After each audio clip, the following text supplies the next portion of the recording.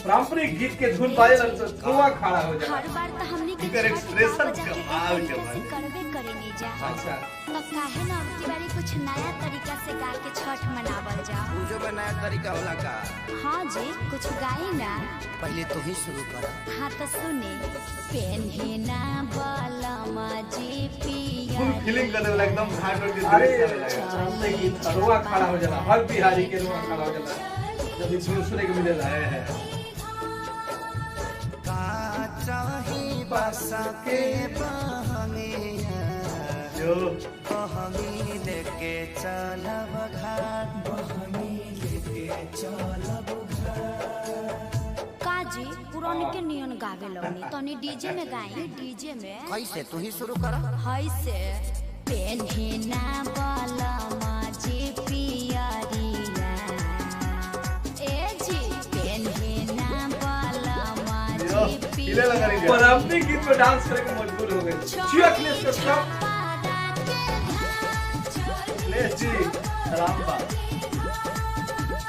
का चाही बसा के बहनिया बहनी लेके चलब घाट चियो रे कश्यप का लिखल है कश्यप भैया। ए अम्मा जी तनी रौरो नाची आदि शक्ति है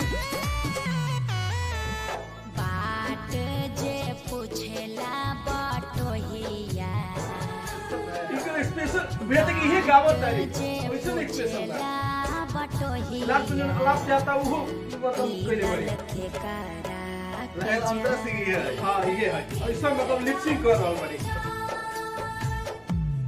तू तया धरा हवे रे मजा आ गई तोहिया और घाट पर फिक्स भाई गाना बाजी धरा होई रे पटोहिया तीरन ना भाठी माई के जाय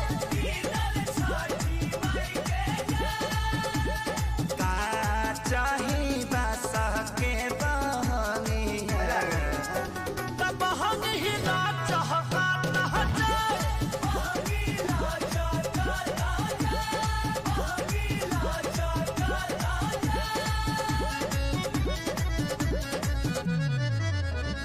करी न सासु आमा जी तैयारिया अर्घ के बेरा बीतल जा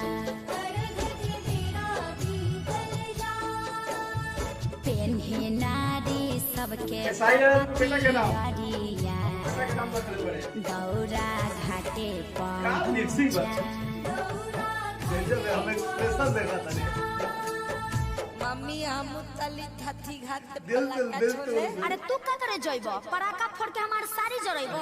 हां लड़का के भी भाई छठी घाटे करबे डराम अच्छा ना हम कोई चीजों को बताते हैं तो लिपसिंग तो ऐसा निकला है देखिए भाई के ओके एंटरटेनिंग देखिए गाना का मकसद कर एंटरटेन करे। यार पापा से बोल मम्मी मारने की धमकी दे रही है पापा। साफा तक शायद होती अरे ना जी बबुआ पर चटक न जन चलाई है दिहल हा छठी माई के सब कमाया अच्छा ठीक बा ना मारब ई तो हमरो पता बाजी कीर पावन ह छठी मैया खुश रहो नई हर ससुर खुश रहो आंगना दुआर खेसारी पवन वाले रही प्यार। हे छठी मैया तनी कश्यप जी पर ध्यान देत रही हो विवाद से बचो। ओ भाई विवाद से तो बचाई के मौका का कहल जा भैया मतलब समझी के माइंड के ऊपर गाना बाटे मतलब कि कभी के सोचले ना रहे कि पारंपरिक गीत पर जैसे हमने के देखे घरे गावल जाला ये गीत जो कि जेकरा घरे छोट होला गीत गावले जाला तो बड़ा माई बहन के बढ़िया से बैठ के गावे ला लो। लेकिन अब की बार उहो लोग झूमी लोग खेसारी लाल यादव के गाना बजा के आता तो हम गारंटी देता नहीं मतलब छठ गीत बाजा तो आदमी भाव में भाव में जुट जाला। फुल इंटरटेन कर देता Entertain नया कर आता। देता। आजकल आप जानते हैं डीजे वाला आजकल पब्लिक भी तनी ऐसा समय मिला था वो वीडियो देख, लेकिन तनी ऐसा समय में इतना मजा दे दिले बालों गए मजा ही दिल हमारा तो डर लगता है कोनो गाना बाजत रही कि दौड़ा लेके जाई लागी वही पर नाचे मैं फोन नीचे मत की मजा आ जाता तीन दिन 2 दिन के भूखल रही वो लोग के आनंद है। आनंद आ जी। गाना जहाँ बाजी नु ओजा लोग के खुशी मिली उत्साह हो जाई। एकरी कहल जाला कुछ अलग करी अलग वही गीत है वही पारंपरिक गीत है, लेकिन अखिलेश कश्यप ऐसा सोचल है आप कि लोग भाई बताइए कुछ कि अलग गाना किया तब जाए। बवाल बाटे बवाल बा, हाँ। जबरदस्त बा। एमे कोनो रिएक्शन आप लोग के मतलब कैसा लगल त नीचे कमेंट सेक्शन में ज्यादा से ज्यादा कमेंट करके बताई जाए कि आप लोग हमनी के बारे में बताई जाए कैसन कमेंट कैसे आप लोग के रिएक्शन लागेला। गलती हुई तो उन्हें बताइम जा। ज्यादा से ज्यादा लाइक करिए। लाइक करिए भैया, लाइक तो करी जा। गाना वाला सुन लीजिए जितना भी खेसारी लाल यादव भैया के फैंस बाड़े ए वीडियो के बिना लाइक के लिए मत और जियो। शेयर ज्यादा करिए। लाइक करिए, शेयर ताकि करिए, तब सब कोई पास पहुंचे कि बवाल हमारा ला तो बवाल रिएक्शन अपना आइए आप लोग बता दी खेसारी लाल यादव जी की पहल का छठ गीत था 2020 के।